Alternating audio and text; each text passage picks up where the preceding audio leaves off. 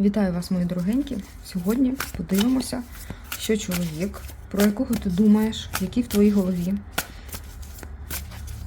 зараз думає про тебе, саме думки. Що це за думки? Думки, які на протязі дня. Тобто не такі зальотні якісь, а ті, які не дають йому спокою. І взагалі, чи є такі думки, які не дають йому спокою? Давайте почнемо з цього. Чи думає взагалі він про тебе? Так, почнемо з його енергетики. Яка в нього енергетика на цей період? Щось вирішує саме в цей час, можливо, якусь задачу вирішує. Причому йому швидко потрібно це вирішити. Щось його тримає, емоційно тримає. І він хоче вирішити цю задачу. Йому швидко це потрібно зробити. Причому вибір такий серйозний. Вибір серйозний. Я так бачу, що тут це стосується його сфери почуттів. А в декого, до речі, так, сфера почуттів іде. Угу. Розбиваються якісь ілюзії, я бачу.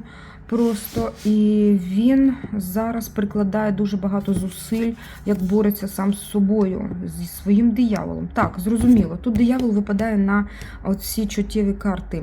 Тут можлива ситуація з якимось зловживанням. Я бачу, що у нас на протязі декількох вже розкладів іде саме ситуація, десь тиждень, напевно, саме про якісь... Тут можливе навіть зловживання і увагою жінок.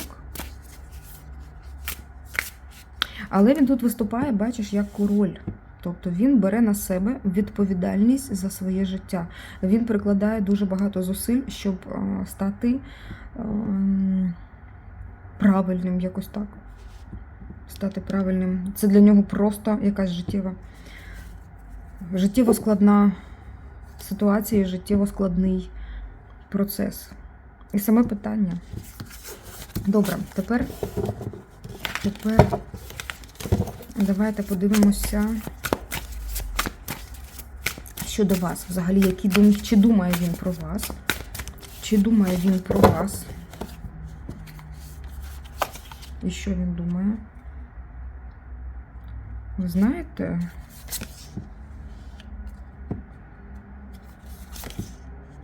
Він думає зараз більше про себе. І це дуже перманентний такий саме стан у людини, коли думає реально тільки свої думки, своїх переживаннях. Це більш внутрішні переживання. Тут немає, тут перша карта виходить про те, що він про себе думає. Але, і тут таке але падає просто. По 20-му старшому аркану це його накриває буквально хвиля, час від часу, якихось думок про вас. От реально накриває страшна хвиля. Просто його прям починає все всередині прямо аж трястися. Причому це, можливо, питання, коли він розуміє, що, можливо, там щось неправильно коїв в певний час, і реально його накриває якась хвиля розуміння того, що він винуватий в чому. І він тримається певної своєї думки. Він не буде говорити тобі про це, те, що він винен, але його накривається хвиля вини, якоїсь вини перед тобою.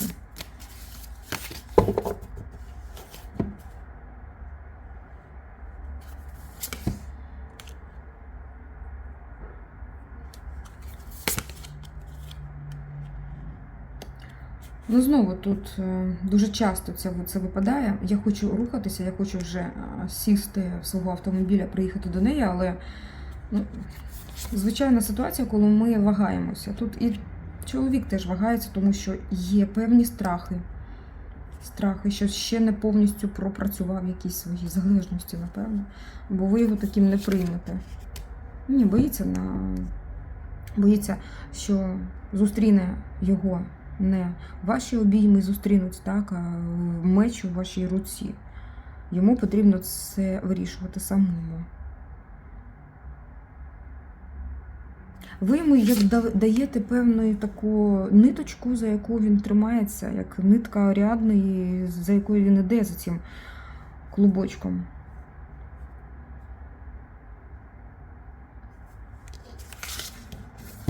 Окей. Ну, думає, добре. Тоді в ці моменти, коли він так думає про тебе, що тут за думки взагалі? Які думки в цей час реально не дають йому спокою? Тобто тут виявилося, що не на протязі дня, а не перманентна якась думка, а реально як хвиля така іде, від якої він просто не може втікти, тобто його накриває реально. І що там за думки?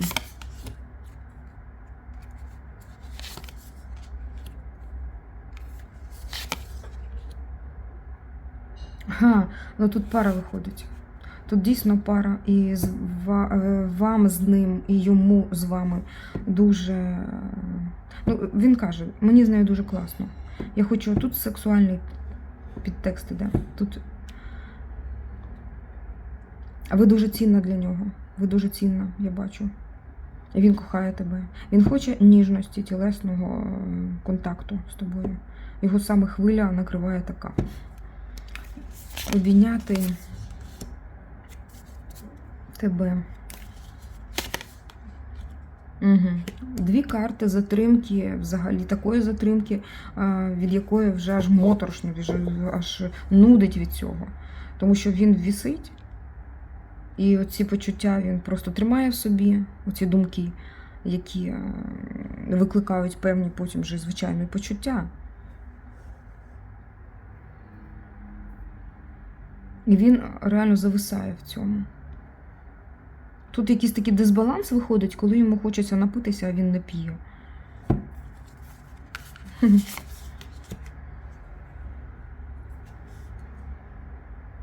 А він займається роботою в той час. Я бачу просто безлад енергетичний такий іде. І коли така какафонія всередині нього вирує буквально, він береться за якусь справу, за якусь роботу. Просто, не знаю, можливо, навіть просто йде мити посуд або ще щось. Вмикати там пральну або щось ремонтувати, щось іде таке. Хоча в голові в цей час просто, не знаю, як кажуть, дідько знає що. Ну, що ж, це видно. Це видно, і людина просто накриває його хвилею бажання бути з вами, бігти до вас, а йому приходиться все рівно тримати себе в руках і якось намагатися не показувати, напевно, це. І в цей момент він може проявлятися, може щось говорити тобі, але він не показує того саме стану, який його хоче. Ну, тобто він скаже, я хочу до тебе, а ти скажеш, ну так то приїдь. А він скаже, я не можу. Тому він не каже цього. Можливо, каже, але в такому завуальованому вигляді, щоб не було потім питань, що він не може приїхати. Бо він не може приїхати, бачиш, за ніжку його тримає щось.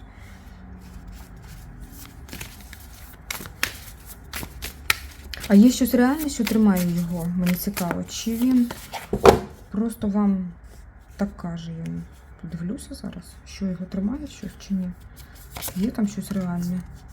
Ну, він просто боїться, напевно, що серце його не витримає напруги. Щось тримає його чи ні? Щось реальне? Десятка.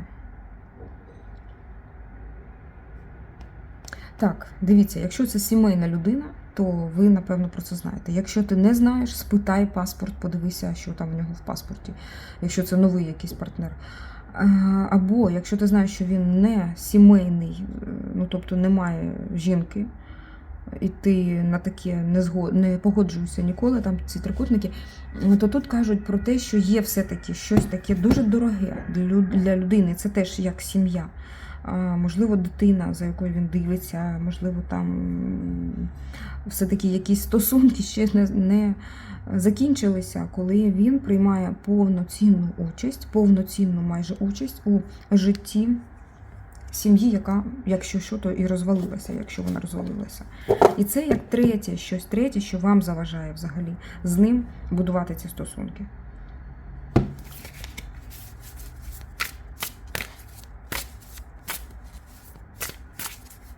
А що він ще думає про вас? От саме про вас. В ті моменти, коли він думає про вас, коли ця хвиля накриває, коли він трішки відійде і там працює, напевно, щось думає про вас.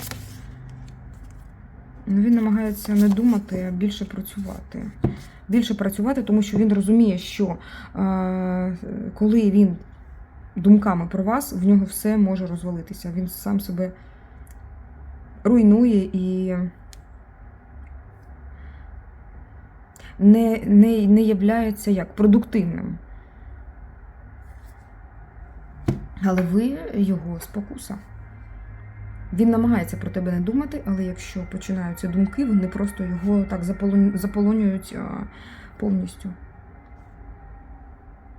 Він міцно тримається на вашому гачку. Можливо, ви його і не хочете тримати на тому гачку, але диявол каже, потрібно. А чому диявол тримає його на вашому гачку? Мені цікаво. Щось так питання до самого 15-го. Чому? Чому? Чому? Ага. Тому що ти йому як зірка, яка далася йому для того, щоб він вийшов із якогось свого скрутного становища. Тобто тут вже вищі сили якийсь такий меркантильний інтерес мають до того, щоб... Це не як використання тебе, це цікаво так, що він завдяки тобі рухається. Так вже, напевно, загинув, а так рухається завдяки тобі, тому що бачить цю зірку, а можливо вона моєю стане, можливо стане, і щоб до вас дотягнутися, він росте, приймає певну форму. Вищі сили від нього щось хочуть, я так розумію. А для вас то взагалі як? Для вас. Таке цікаве використання вас як зірки. Ви можете взагалі розвернутися, піти далі і сказати все, папа. І це теж буде йому як кармічна така задача. Що ти будеш тут робити? От що ти будеш тут робити, скажуть вищі сили, якщо вона розвернеться і піде від тебе. Або просто покаже спинку і навіть не скаже, що пішла.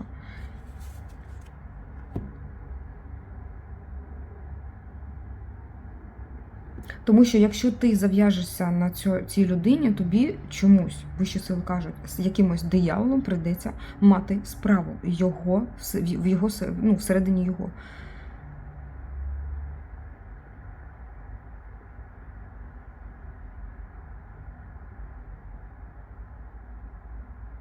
Але він тримається завдяки тому, що ти в його житті якимось чином присутня. Я бачу.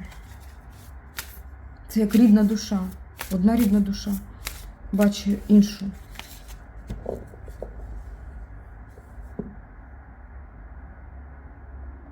Я просто для тебе бачу, що це не дуже приємно, якщо ти з ним будеш мати справу таку, не як зірка світити, а ближче. Якщо ти ближче маєш з ним справу, ти чомусь маєш справу з тим дияволом, який всередині нього. Світи собі яскраво там десь далеко і все. Давай надію.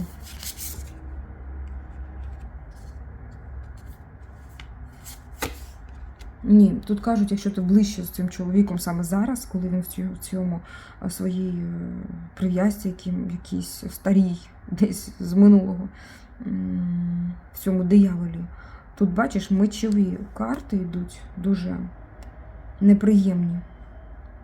І всі разом. Це якийсь дуже складний шлях. Ти сидиш у цьому човні, і ще оточена мечами клітка, розумієш? Тобто ти нікуди не дінешся, якщо ти наблизишся дуже близько до нього. Це якась клітка, яка рухається не туди, куди ти хочеш, можливо. Якийсь жах. Не треба до нього зараз підходити. Так, давай так. Мені цікаво, Ми тут почали про думки, а тут бачиш, яка ситуація відкрилася. Яким чином, це те, що нам показали зараз, стосується його думок. Напевно, там є якісь переживання. Яким чином саме це стосується його думок?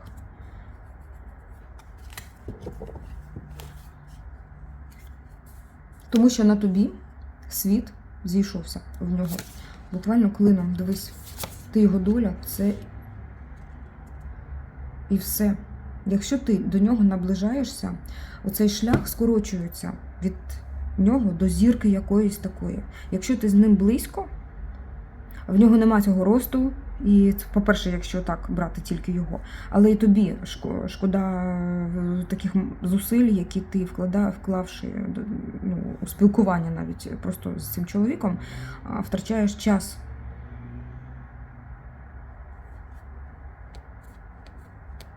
Тому що, думаючи про тебе, він міняє своє життя. Просто змінює кардинально.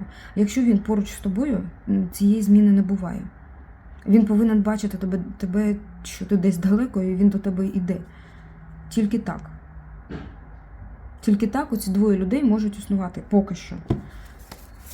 Поки що. Я не кажу, що це на все життя. І тільки таким чином це спілкування приносить користь тобі і йому. Якщо ви десь далеко.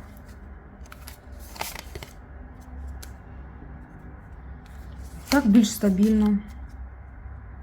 Хоч і важко. Але ця важкість, так, вона мотивує на певні звершення.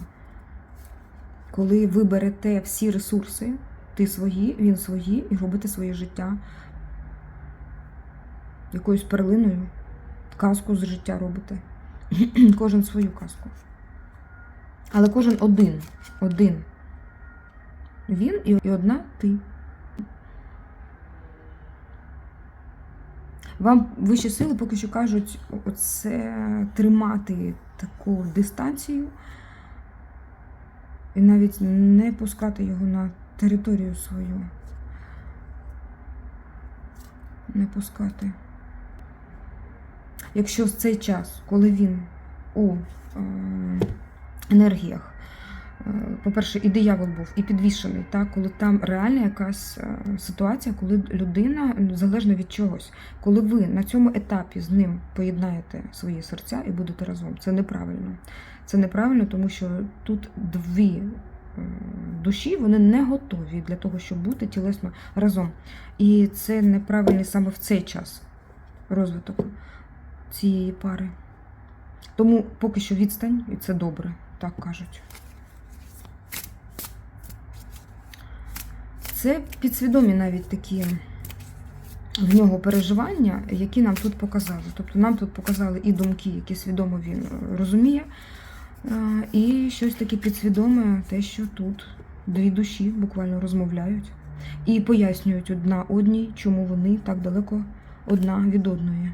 Вам на зараз хочу подивитись поради.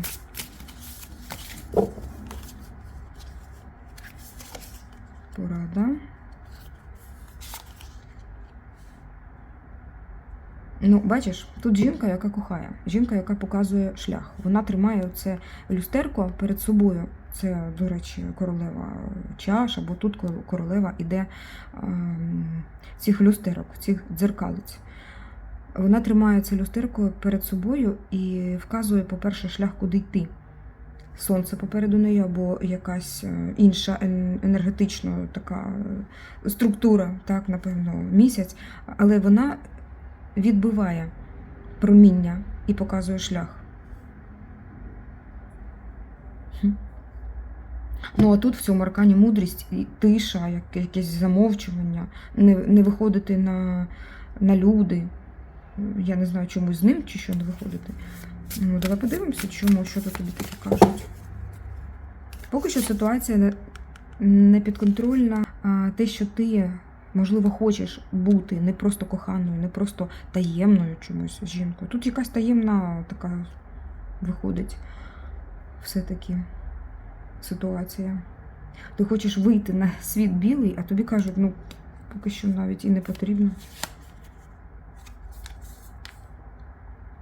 Але, дивись, при нагоді мати це на увазі. Тобто тут ти просто знаєш, що так воно не вийде поки що, але тобі потрібно дати знати чоловікові, про якого ти тут загадала, саме твої такі думки і переживання, або просто навіть ультиматум, де ти знаєш, чого ти хочеш. Тут імператриця, вона показує те, що я в тіні бути не хочу.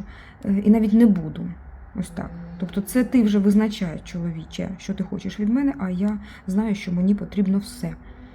Ось, роби своє життя, як кажуть, заявивши йому про це. А тут ще взагалі кажуть, якщо ти збираєшся стати його соціальною жінкою, так, дружиною, тут диявол, тут як тут. Він і тебе хапає. І причому тут в цьому дияволі дуже надовго якось можна затриматися. Дуже надовго. Якесь перманентне таке становище, коли краще б я туди не йшла. Ні, я тут взагалі бачу, що цю людину як переслідує диявол. А якщо ти поруч з ним, то цей диявол так і на тебе дивиться начебто. Чи зможеш ти з ним впоратися? Ну, ілюзія, що ти зможеш з ним впоратися. Завжди якась війна, завжди за щось прийдеться боротися, завжди щось відстоювати. Завжди. А ти будеш завжди винуватою. Ну так. Хто це у вас тут був замовлений сьогодні?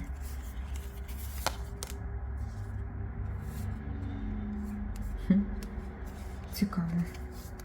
Ти з ним вже бачила навіть життя разом на одній території. Дивись, думай, тут взагалі цікавий такий розклад вийшов. Дякую тобі за таку увагу і за таку енергетику для цього розкладу. Дякую за лайки, дівчата дорогі, чоловіки, які дивляться.